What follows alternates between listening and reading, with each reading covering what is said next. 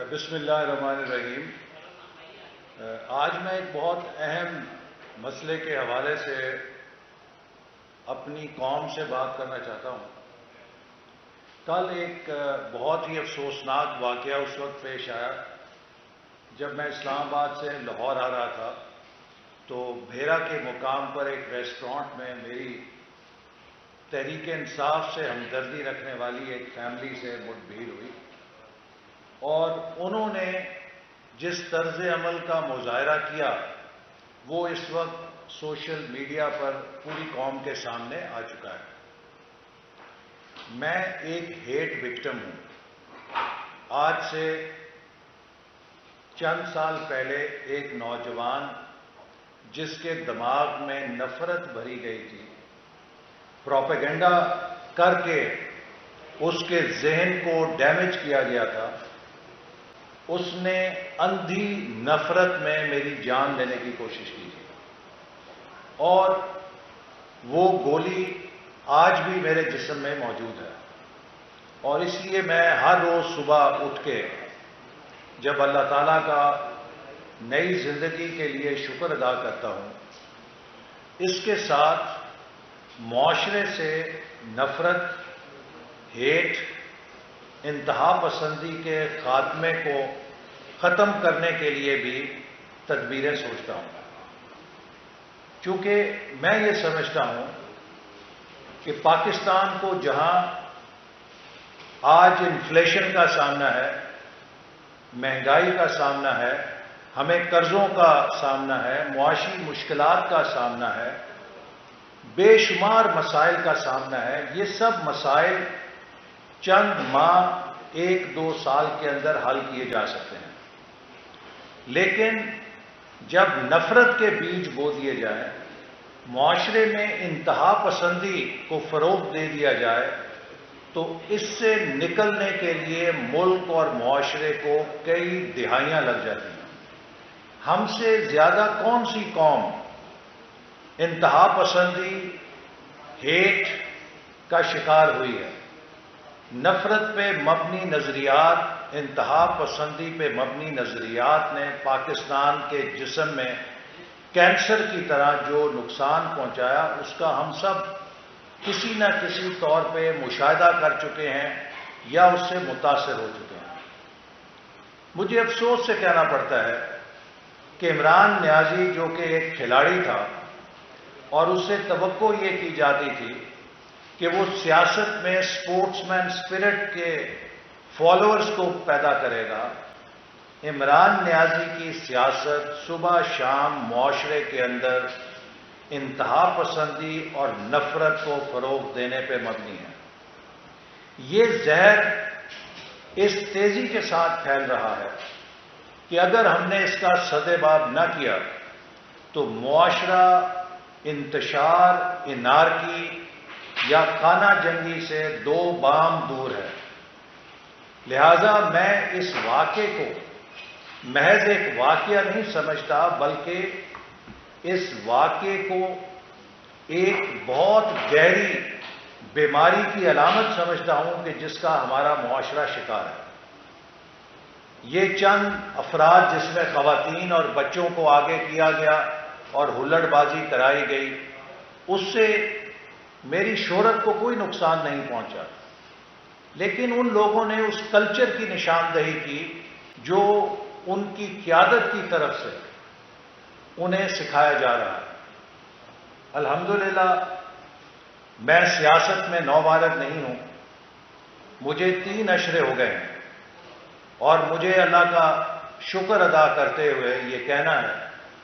کہ نارووال کے عوام نے 5 دفعہ مجھے بھاری اکثریت سے قومی اسمبلی کے انتخابات میں جتایا۔ کوئی 5-10 ہزار بھی نہیں، اپنے مد مقابل کے مقابلے میں 70,000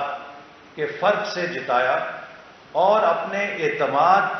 سے ہمیشہ مجھے اور محبت سے ہمکنار کیا۔ میں ان محبتوں کو کبھی اتار ہی نہیں سکتا۔ اور اسی طرح پاکستان کے طول و عرض میں بیرون ملک مقیم پاکستانی بھی جو محبت کرتے ہیں اور کل سے آج تک جو مجھے میسیجز خاموش اکثریت کی طرف سے آئے ہیں، وہ لوگ کہ جنہوں نے کبھی مجھ سے کمیونیکیٹ نہیں کیا، کوئی استاد ہے، کوئی بزنس مین ہے، کوئی سول سرونٹ ہے، کوئی بیرون ملک مقیم ہے، کوئی طالب علم ہے، کوئی خاتون خانہ ہے، کوئی ریٹائرڈ پینشنر ہے، نوجوان ہے، ہر طبقے کے لوگوں نے اس واقعے کی مذمت کی ہے، ماں سوائے چند پی ٹی آئی کے ان لوگوں کے کہ جن کا کام صبح شام سوشل میڈیا پہ پگڑیاں اچھالنا یا ادھم بچانا ہے۔ تو میرے پاس بھی دو راستے تھے۔ قانون مجھے یہ اختیار دیتا ہے کہ میں پاکستان کرمنل جو سی آر پی سی ہے یا ضابطۂ فوجداری ہے، اس کے تحت ان کے خلاف کارروائی کر سکتا ہوں، لیکن چونکہ اس واقعے میں خواتین اور بچے انوالو ہیں، میں نے اس قانونی کارروائی سے اجتناب کا فیصلہ کیا ہے، اور میں اس واقعے کو عوام کی عدالت میں ان خواتین اور ان بچوں کے خلاف نہیں، بلکہ اس طرز عمل کو فروغ دینے والی اس قیادت کے خلاف ایک ایف آئی آر کے طور پہ درج کرانا چاہتا ہوں کہ پاکستان کی خاموش اکثریت کا فرض ہے کہ اس قسم کے رویوں کی حوصلہ شکنی کرے، چونکہ اگر ہم نے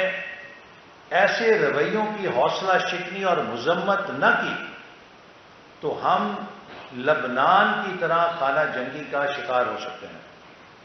اس وقت اگر کوئی میرے ساتھ بھی سیکیورٹی گارڈ ہوتا یا کوئی جذباتی وہاں پر ہمارا حمایتی ہوتا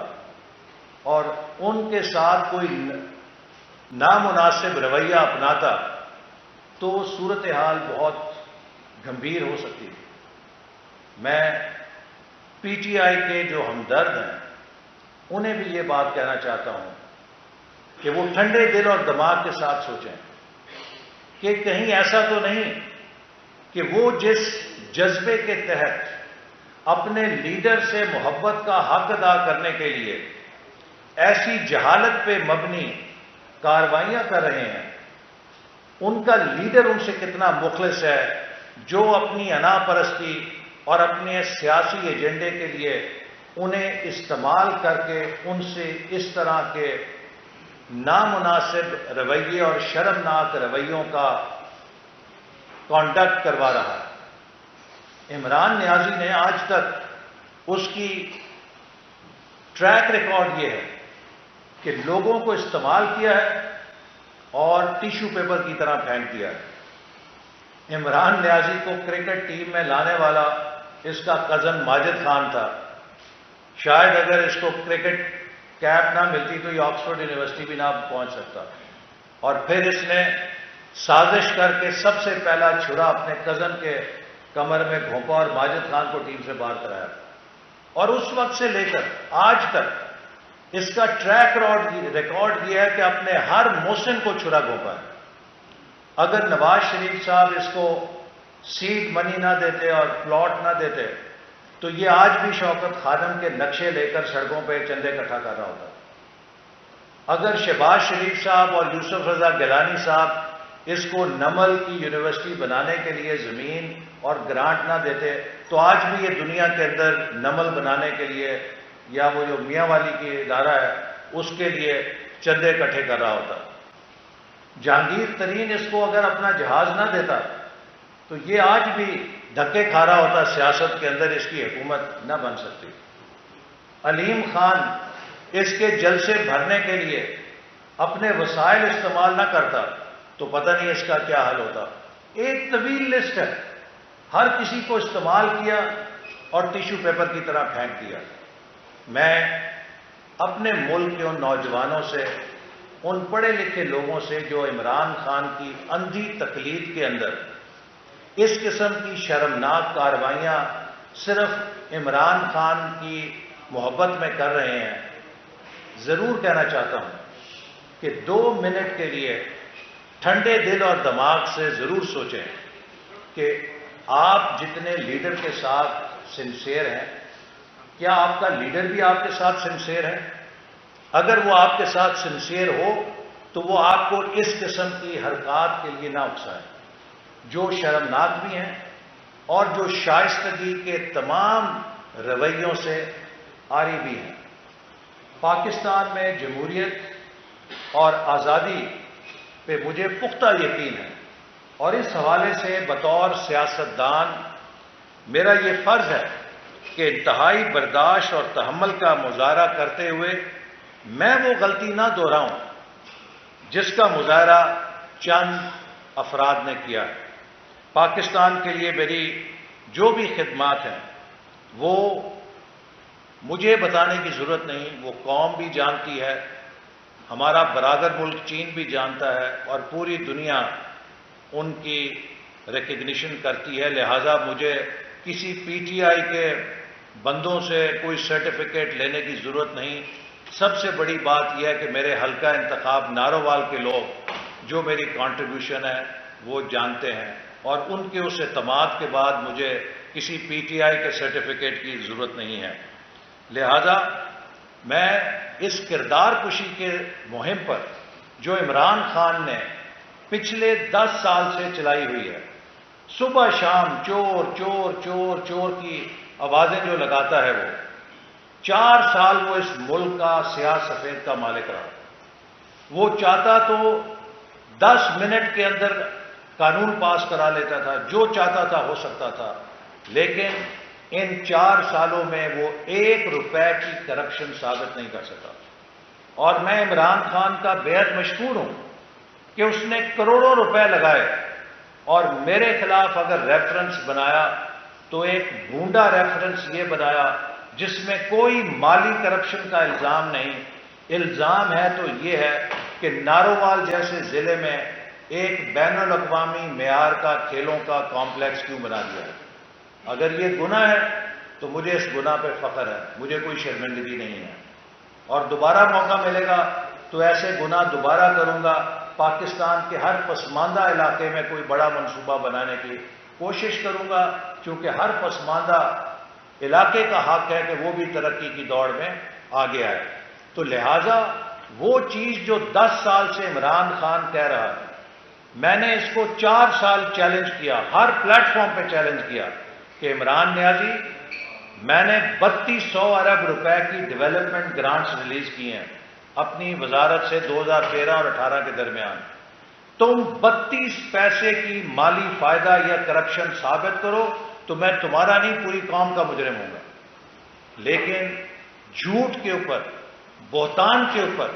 الزام تراشیاں کرنے کا نتیجہ یہ ہے کہ آج یہ سڑکوں پہ دھکے کھا رہا ہے، اور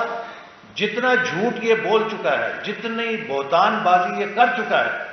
میرا ایمان ہے کہ یہ اب قیامت تک کسی طرح سڑکوں پہ دھکے کھائے گا، یہ اقتدار میں نہیں آ سکتا۔ تو لہذا میں دوبارہ سمجھتا ہوں کہ آج ہم سب کو ٹھنڈے دل سے سوچنا چاہیے کہ ہم اپنے بچوں کو، ہم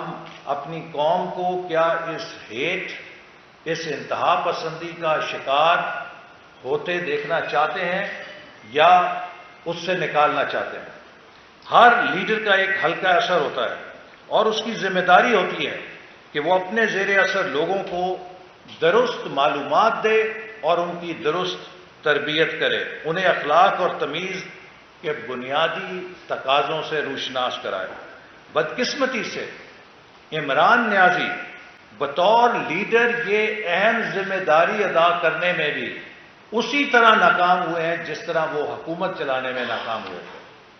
حکومت چلانے میں بھی ناکام ہوئے اور اپنے کارکنوں کی تربیت کرنے میں بھی بری طرح ناکام ہوئے، چونکہ وہ ایک نفرت پہ مبنی، غصے میں، اینگری مین، پتہ نہیں زندگی میں ان کے ساتھ کیا حادثہ پیش آیا تھا، ان کے بچپن میں ان کے ساتھ کیا حادثہ پیش آیا تھا کہ ہی از این اینگری مین۔ ہر کسی کے خلاف، ہر کسی کے ساتھ ہر وقت لڑنے کے لیے، ان کو نقصان پہنچانے کے لیے، ان کی کردار کشی کرنے کے لیے تیار ہیں۔ میرا خیال ہے کہ Imran Niazi needs a serious psychiatric evaluation. میری تربیت شخصیت اور جماعت مجھے عمران نیازی کی بدتمیزی کی سطح پر اترنے کی اجازت نہیں دیتی، اور میں بد تہذیبی اور بدتمیزی کو کسی صورت میں فروغ نہیں دینا چاہتا۔ ہمیں معاشرے کے استحکام اور جمہوریت کے فروغ کے لیے اختلاف اور برداشت دونوں کو قبول کرنا ہے۔ اگر عمران نیازی اپنے اقتدار کے لالچ پہ مبنی سیاست کی وجہ سے قوم کو یہ راہ دکھانے کو تیار نہیں، تو ہماری ذمہ داری اس وجہ سے کم نہیں بلکہ اور زیادہ ہو جاتی ہے۔ عمران نیازی ریاست مدینہ کی پہچان نعوذ باللہ بدتمیزی اور بد اخلاقی نہیں تھی، بلکہ ہمارے پیارے نبی کریم صلی اللہ علیہ وسلم نے رواداری، خوش اخلاقی، شائستگی اور فراخ دلی کو اس کی پہچان بنایا تھا۔ جن افراد نے یہ اخلاق باختہ حرکت کی، میں ان سے بھی مخاطب ہوں کہ وہ اپنے لیڈر کی ہر بات پہ آنکھیں بند کر کے عمل کرنے کی بجائے وہ سوچیں کہ وہ آپ کی سادگی سے ناجائز فائدہ اٹھا رہے ہیں۔ آپ معلومات حاصل کریں اور اپنی رائے ٹھوس حقائق کی بنیاد پر قائم کریں۔ عمران نیازی کی جہالت اور جھوٹ پہ مبنی تقریروں کو سن کر اپنی رائے قائم نہ کریں۔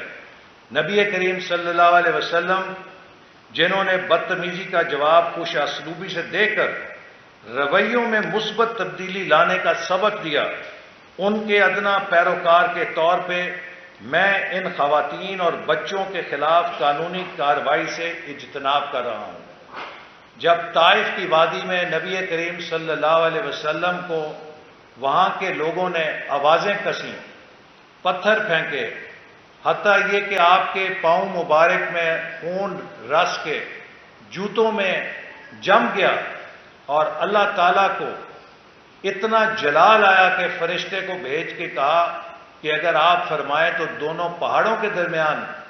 ان کو میں کچل دوں، تو نبی پاک صلی اللہ علیہ وسلم نے ان لوگوں کے لیے یہی دعا کی کہ اگر یہ گمراہ ہیں تو ان کی نسلوں میں سے ہدایت والے پیدا ہوں گے، اور جو پھر بعد میں پیدا ہوئے تو اس ہستی کے پیروکار ہوتے ہوئے کہ جو رحمت للعالمین تھے، جنہوں نے ہر برائی کا جواب اچھائی سے دے کر برائی کو شکست دی، میں نے بھی یہ فیصلہ کیا ہے کہ میں برے کی سطح پہ نہیں اترنا چاہتا، اور میں یہ مقدمہ عوام کی عدالت میں رکھوں گا کہ وہ ان لوگوں کی مذمت کے ذریعے اس کردار اور اس رویے کو معاشرے سے ختم کرنے کے لیے اپنا کردار ادا کریں۔ اور ان لوگوں کو بھی میری دعا ہے کہ اللہ تعالیٰ ہدایت دے کہ یہ اپنی آنکھوں سے دیکھ سکیں، اپنے دماغوں سے سوچ سکیں، اور اس پروپیگنڈے سے کہ جو ہٹلر کی پلے بک سے عمران خان کر کے ہماری نوجوان نسل کے ایک سیکشن کو برباد کر رہا ہے، ان کو انتہا پسند بنا رہا ہے، ان کو ہیٹ مونگر بنا رہا ہے، اس سے وہ بچ سکیں۔ میں آخر میں ان تمام لوگوں کا ایک بار پھر دل کی گہرائیوں سے شکریہ ادا کرتا ہوں۔ مجھے لاتعداد لوگوں نے کہا ہے کہ آپ ان لوگوں کے خلاف مقدمہ کریں، ان کے خلاف قانونی کارروائی کریں، لیکن میں پھر کہنا چاہتا ہوں کہ میں نے نفرت کی گولی کھائی ہوئی ہے، اور میں سمجھتا ہوں کہ اس نفرت کا علاج خالی مقدموں میں نہیں ہے بلکہ معاشرے کے رویوں کے اصلاح میں ہے۔ میں پاکستان کے ہر شہری سے اپیل کرنا چاہتا ہوں، خدارا پاکستان کو انتہا پسندی اور نفرت کے راستے پہ جانے سے روکیں، چونکہ ہمیں اگر ہماری قومی سلامتی کو کوئی بڑا خطرہ ہے تو ان بڑے خطروں میں یہ پولرائزیشن ہے جو معاشرے کے اندر پیدا کی جا رہی ہے۔ اگر ہم نے اس پولرائزیشن کو نہ روکا تو خدا نہ خواستہ ہماری ساری ترقی غارت رہ جائے گی۔ تو اس لیے ایک بار پھر میں ان سب لوگوں کا شکریہ ادا کرتا ہوں جنہوں نے یہ محبت کے پیغامات بھیجے، اور اپنے انتہائی جذبات بھی بھیجے، میں اس کی قدر کرتا ہوں، شکریہ ادا کرتا ہوں، لیکن میں سمجھتا ہوں کہ ہمیں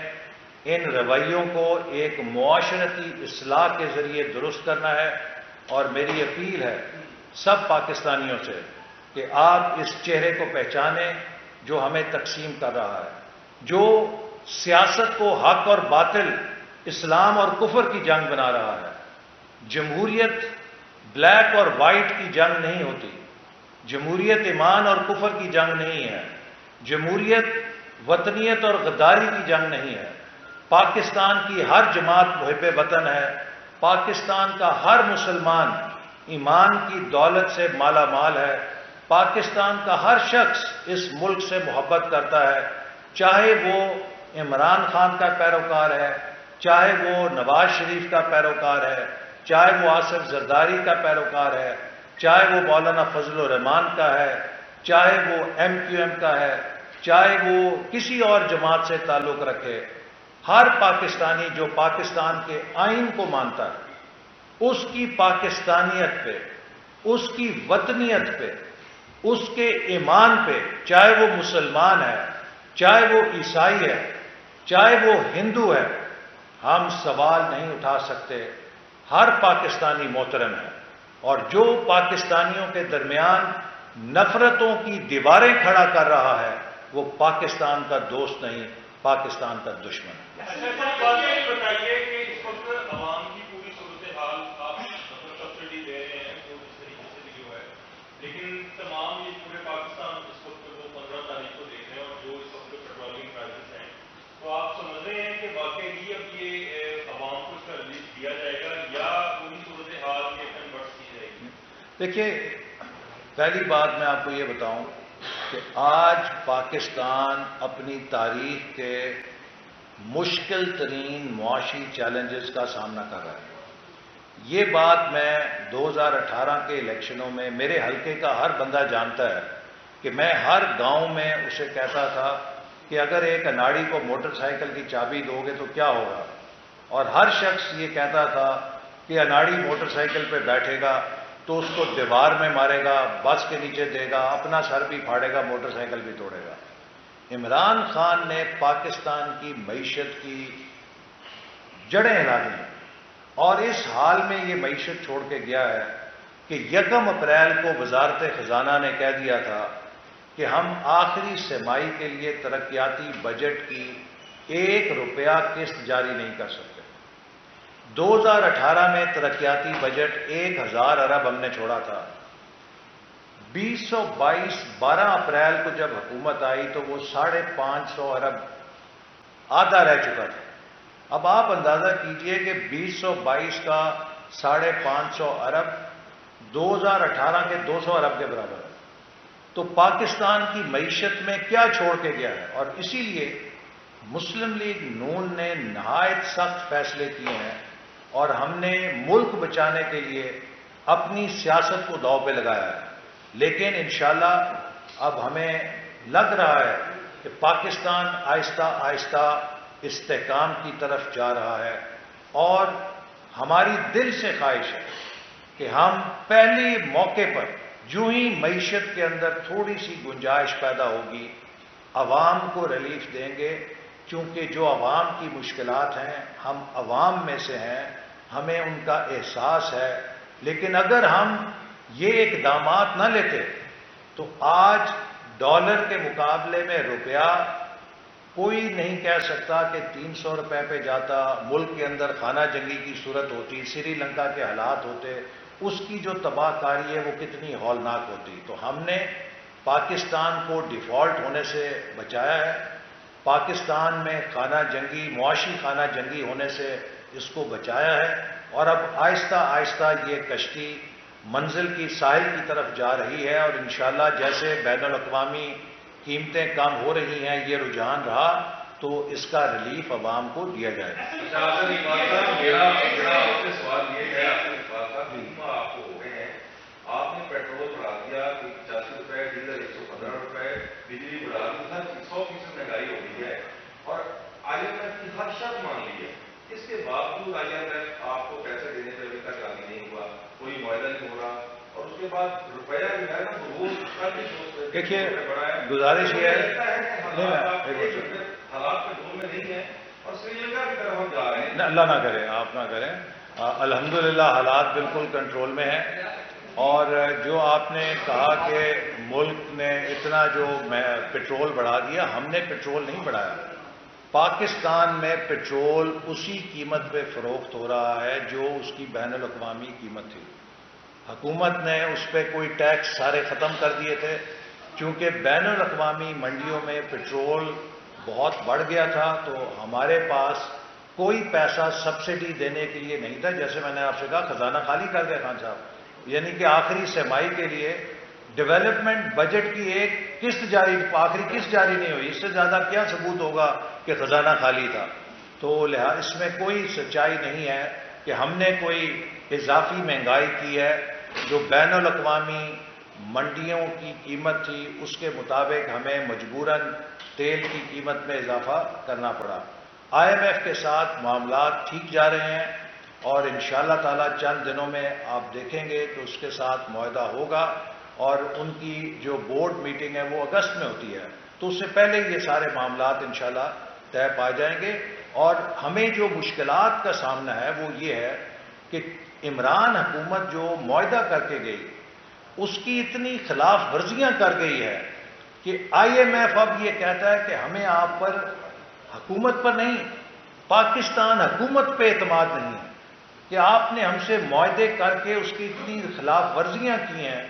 کہ ہم بہت زیادہ ٹرسٹ ڈیفیسٹ ہو گیا ہے. تو اسی لیے ہمیں مشکل ہو رہی ہے کہ ہم اس ٹرسٹ ڈیفیسٹ کو برج کر رہے ہیں اور ملک کے اعتماد کو بحال کر رہے ہیں اور انشاءاللہ بڑی حد تک یہ بحال ہو گیا ہے اور آنے والے دنوں میں آپ دیکھیں گے کہ چیزیں مستحکم ہوں گی. ایسا نہیں پڑا صاحب، یہ جو واقعہ آپ کے ساتھ پیش آیا ہے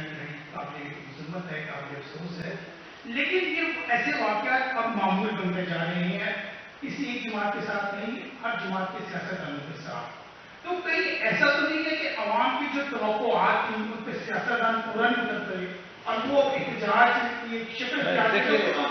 اس بارے سے رہنمائی فرمائی کہ جو ووٹر آپ کو ووٹ دے رہے ہیں وہی آپ کو احتجاج کرنے نہیں، کوئی ہمارا ووٹر اس قسم کا حرکت نہیں کرتا. یہ صرف ایک طرز سیاست ہے جس کو عمران خان نے 2014 سے ملک میں فروغ دیا ہے. 2014 سے پہلے نہ دھرنا کلچر تھا نہ گالی گلوچ کلچر تھا. عمران خان کی پاکستان کی سیاست میں واحد کنٹریبیوشن یہ ہے کہ انہوں نے دھرنے متعارف کرائے ہیں اور انہوں نے گالی گلوچ کی سیاست کو عام کیا ہے. اور اس کے علاوہ ان کی پاکستان میں کوئی کنٹریبیوشن اگر ہے تو آپ بتا دیں 4 سال یہ وزیر اعظم رہے ہیں، پشاور سے لے کر کراچی تک. مجھے کسی ایک منصوبے پہ کوئی انگلی رکھ کے بتا دے کہ یہ عمران خان نے سوچا تھا اور مکمل کیا 4 سالوں کے اندر. میں آپ کو درجنوں منصوبے گنوا سکتا ہوں جو مسلم لیگ نون نے 2-2, 3-3 سالوں میں قوم کی تعمیر اور ترقی کے لیے سوچے،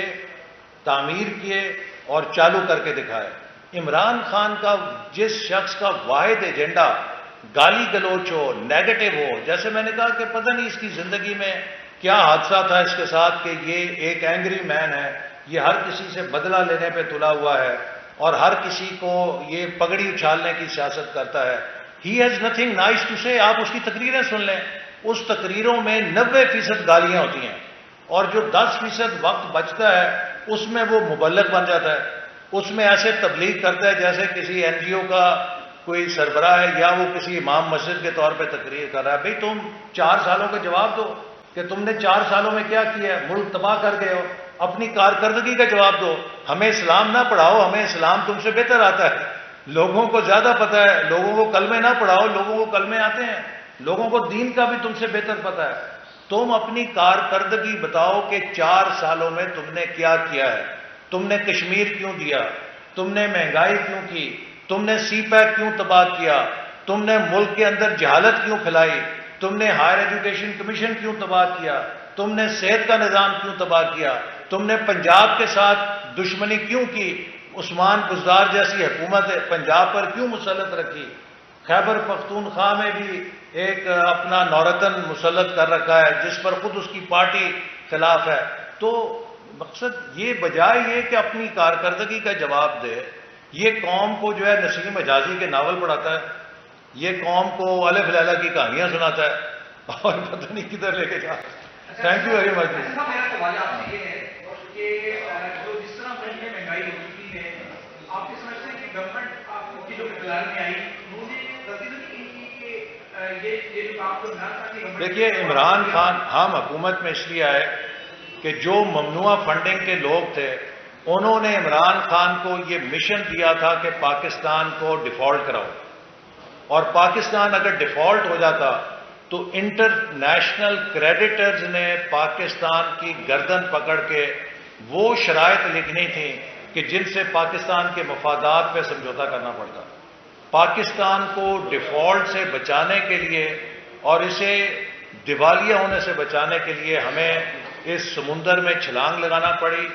ہمیں عمران خان کے گناہوں کا بوجھ اٹھانا پڑا. لیکن مجھے یقین ہے کہ جب ہم پاکستان کو سنبھال لیں گے اور 1 سال کے بعد پاکستان کے لوگ یہ دیکھیں گے کہ عمران خان نے پاکستان کہاں چھوڑا تھا اور ہم نے اسے 1 سال میں کہاں پہنچایا ہے، تو لوگ ہماری تمام فیصلوں کو سرائیں گے اور ہمیں پہلے سے زیادہ بھرپور مینڈیٹ دیں گے انشاءاللہ.